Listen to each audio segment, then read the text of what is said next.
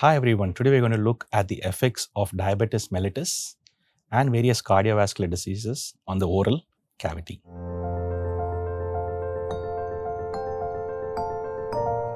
So you might be surprised as to know that yes, diabetes mellitus does have an effect on the oral cavity.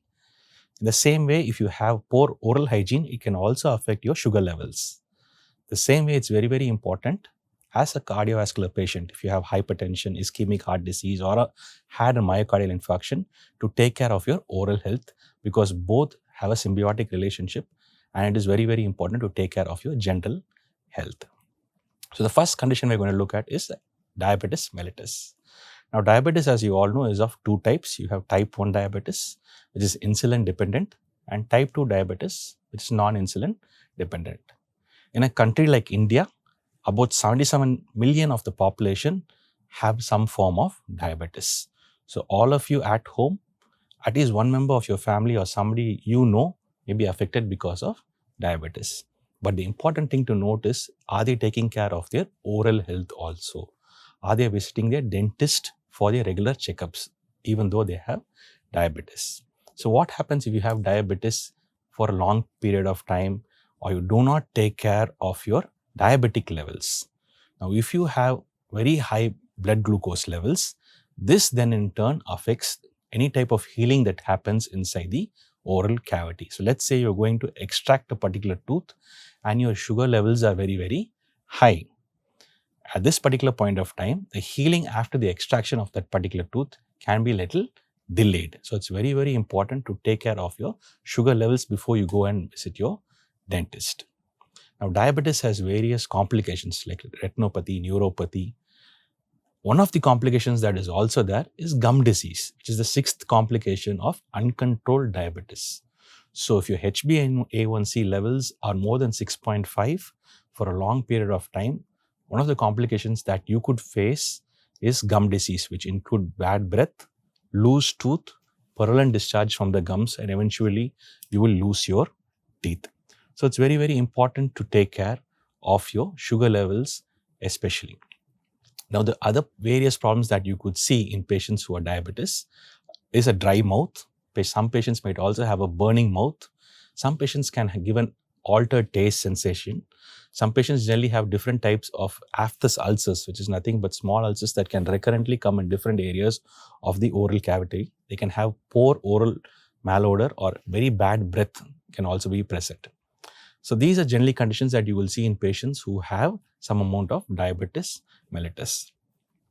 So why is it important when you have when you are a diabetic patient to go to a dentist?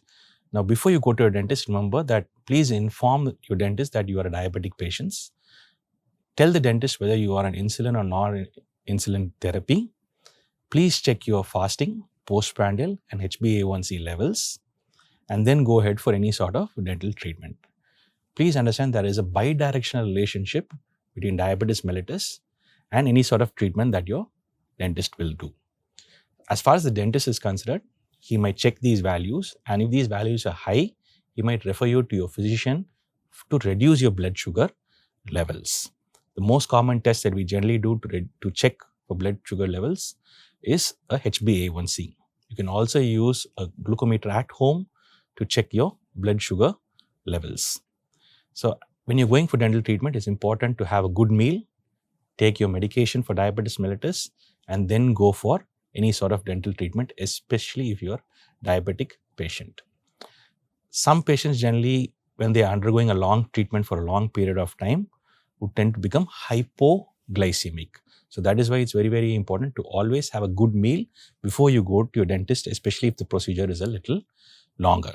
Okay. Take your regular medications. There's also no problem in bringing your glucometer along also to the dental clinic. So if you are a diabetic patient and you have multiple dental procedures to undergo, do not worry about it. Remember, your dentist is well trained in treating patients who are diabetic, but it's important to understand the importance of uncontrolled diabetic levels in these sort of patients. So if your HbA1c levels are more than 6.5, it could cause delayed healing, okay, that because of altered collagen metabolism inside the oral cavity. So please take care of your general sugar levels also inside the cavity. Please stick to your medications. Just because the dentist might give a different type of medication for dental treatment, it doesn't mean that you should stop your sugar medicines. Okay, so sometimes dental treatment can also help reduce sugar levels in patients, especially with gum disease. So the general advice that we give to patients when they are undergoing, especially diabetic patients when they are undergoing dental treatment, is take care of your health, avoid smoking, do regular exercise, take your diabetic medications on time, and see that you don't skip any dental appointments as such. Always be prepared when you go to a dentist for treatment. Please check your sugar levels before treatment. Carry your glucometer also. The other condition which is also very, very common in India is cardiovascular diseases. Like I said, cardiovascular diseases include an array of conditions like hypertension, ischemic heart disease, myocardial infarction, so on and so forth.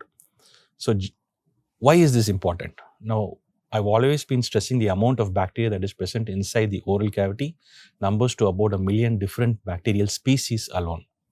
So these bacteria from the oral cavity through the gums, through the bloodstream, can go and affect the various chambers of the heart, can affect various arteries of the heart, and thereby stimulating or causing a heart attack. So they have done various studies and seen in patients who have died because of a myocardial infarction that bacteria that is supposed to be inside the oral cavity is present in the heart. So this means that bacteria can travel through the bloodstream and can cause severe damage in the heart. So it's very, very important that if you are already diagnosed as a patient with a cardiovascular disease, that you take good care of your oral health. So as a patient, what it is important to you for you to tell a dentist? Number one, reveal all your history to the patient. Explain the type of medications. If possible, carry your prescription along with you when you are going to the dentist. Why is this important? Sometimes your cardiologist or general physician might have given you something called as a blood thinner, which is ecosprin or clopidogrel. These medicines help improve the blood flow to the heart, and sometimes this will cause excessive bleeding during the course of a dental treatment.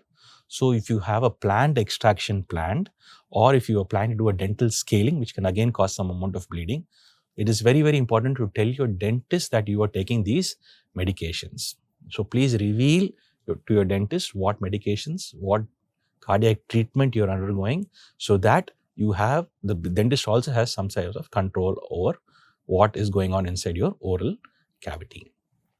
Now for patients who are hypertensive, which is a very, very common condition, again, if you go to your dentist for treatment, generally the dentist might give an appointment in the late afternoon, because that is when your hypertension levels or your BP levels are reduced or coming down to a particular normal. Avoid going for any sort of treatment early in the morning or late at night, especially if you are hypertensive. Now let us say you had a heart attack, a myocardial infarction, and a stent is in place. So at that point of time, if you go to a dentist and tell that you have undergone these sort of procedures with your cardiologist, if you carry the file along with you, at that particular point of time, your dentist might put you on an antibiotic prophylaxis before the treatment. So what is this? It is a particular type of medicine that is given about 1 hour before the dental procedure. So this helps reduce any infection that is present inside the oral cavity. Any type of sepsis that can also takes place is greatly reduced. So it's very, very important to take care of your heart, and any infection from the heart can go to the oral cavity and vice versa. So again, the same instructions for those patients who are having cardiovascular diseases. Do not smoke, have healthy food, lots of greens, please reduce your weight, please exercise, stay more active. Remember to brush your teeth twice a day and visit your dentist once every 6 months. And also always keep a good relationship between your dentist and your cardiologist or your general physician, so that they're able to attend to you if there is any sort of emergency. I hope this was useful for you to understand the importance of diabetes as well as cardiovascular diseases on your oral health. Thank you.